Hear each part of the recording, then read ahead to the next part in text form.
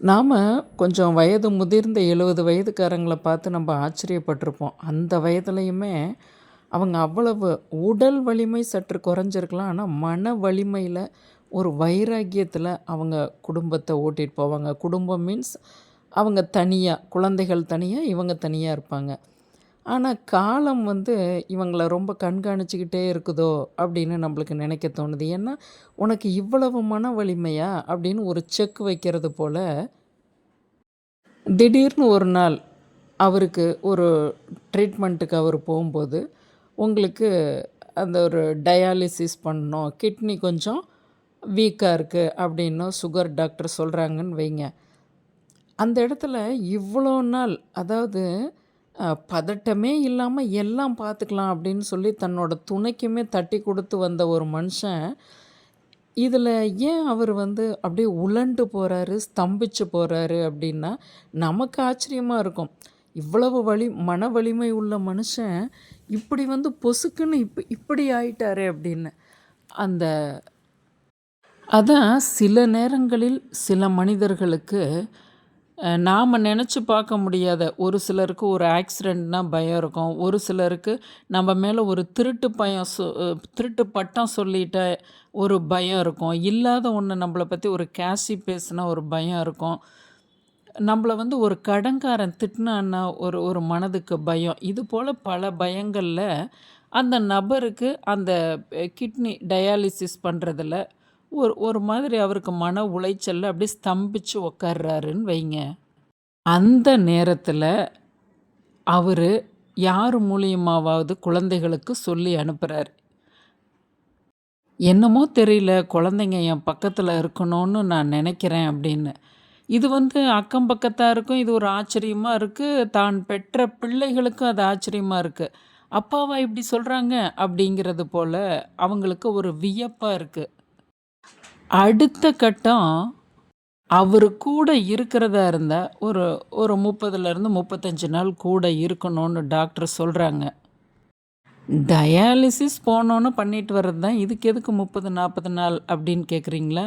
அவரோட மனநிலை அந்த அளவுக்கு ஏன்னா வலிமையான மற்றவங்களுக்கே அவர் ஒரு கைடு கொடுக்கக்கூடிய ஆள். இந்த விஷயத்தில் அவர் ஏதோ ஒரு அப்படி மனநிலைக்கு ஆளாயிருக்காருங்கும்போது, அவரோட உடல் நிலையோடு சேர்ந்து மனநிலைக்கும் மருத்துவம் கொடுக்கறது போல ஆயிருச்சு. அப்போ அவர் இப்போ தான் நேரடியாக ஒரு ரெக்வெஸ்ட் வைக்கிறார் குழந்தைங்களுக்கு முன்னாடி, என்னைய பார்த்துக்கணும் அப்படிங்கிறத மற்ற நபர்கள் மூலியமா சொல்கிறாரு.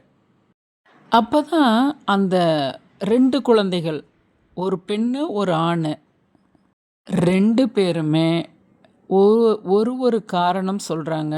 அந்த ஒவ்வொரு காரணமும் அவங்கவங்களுக்கு நியாயமாக பட்டாலும், இதை கேட்கக்கூடிய அந்த மனிதரோட முதுமை மனிதரோட அந்த ஃப்ரெண்ட் சர்க்கிள்லையோ இல்லை அவரேவே ரொம்ப ஒரு ஆச்சரியப்பட்டு போகிறாரு தன் குழந்தைகளை பார்த்து.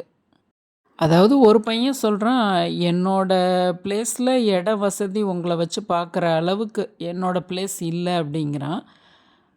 இன்னொரு பையன் சொல்கிறான், என்னோட வீட்டில் உங்களுக்கு தான் தெரியுமேப்பா அப்பையிலேருந்து உங்களோட மருமக எப்படிப்பட்டவன்னு அப்படின்னு சொல்லி அவன் பயப்படுறான்.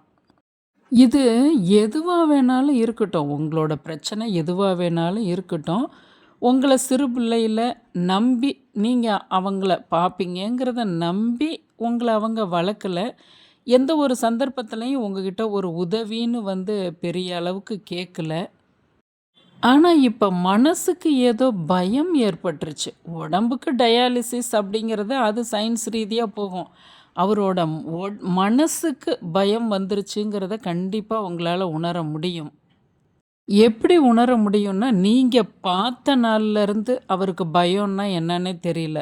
அப்படி தான் அவரை நீங்கள் பார்த்துருக்கீங்க. உங்களோட தெருவில் ஒரு வீட்டில் நெருப்பு பிடிச்சி எரியுது. அந்த வீட்டு நபர்களே அந்த பெரியவரை போய் ஒரு பெரியவரை நான் சொல்கிறது ஒரு உங்களோட 10 இயர்ஸ்க்கு முன்னாடி ஒரு பெரியவரை அவர் அந்த நெருப்புக்குள்ளே பூந்து ஒரு ஹீரோ போல் தூக்கிட்டு வந்ததை நீங்கள் அவரை ஹீரோவாகவே பார்த்துருக்கீங்க. அந்த அளவுக்கு அவர் ஒரு மனபயம் இல்லாத ஒரு நபர். இதற்கு இந்த நேரத்தில் ஒரு ரெக்வெஸ்ட் ஒரு உதவி கேட்குறாருன்னா உங்களுக்கு கண்டிப்பாக சத்தியமாக புரியும் உங்கள் அப்பாவோட மனநிலை. இதை அப்படியே ஆப்போசிட்டாகவும் போட்டுக்கோங்க. உங்களோட வாழ்நாளில் அவர் உங்களை வந்து கொஞ்சினதில்ல, ஒரு பாசமா பேசினதில்ல. ஆனால் இப்போ உங்களை கூப்பிடுறாரு அப்படிங்கிற மறுபக்கமாக கூட நம்ம 2 பக்கத்தையுமே எடுத்துக்குவோம். எல்லாத்துக்குமே ஒரே தீர்வு தான். என்ன தீர்வு? நீங்க இந்த நேரத்துல உங்களோட பெற்றோர கைவிட வேண்டாம் அப்படிங்கிற தீர்வு தான். ஏன்னா, இத மட்டும் கொஞ்சம் கஷ்டப்பட்டு இறங்கி வந்து, கஷ்டம் மீன்ஸ் என்ன பண்றது? அப்படிதான் நம்ப சொல்லிக்க வேண்டியதா இருக்கு. ஏன்னா, உங்கள சின்ன பிள்ளையிலேருந்து வளர்த்ததுல அவங்க எதுவுமே ஒரு கஷ்டம்னு சொல்ல, அந்த சுமைய வந்து ஒரு சுகமான சுமையா தானே சுமந்தாங்க. நீங்க கொஞ்சம் இத சுமந்து பாருங்களேன், இந்த பாரத்த. உங்களோட வாழ்நாள், உங்களோட எண்டு வரையிலுமே உங்களுக்கு அப்படி ஒரு மனதுக்குள்ள ஒரு தெம்பு, தைரியத்த குடுக்கும்.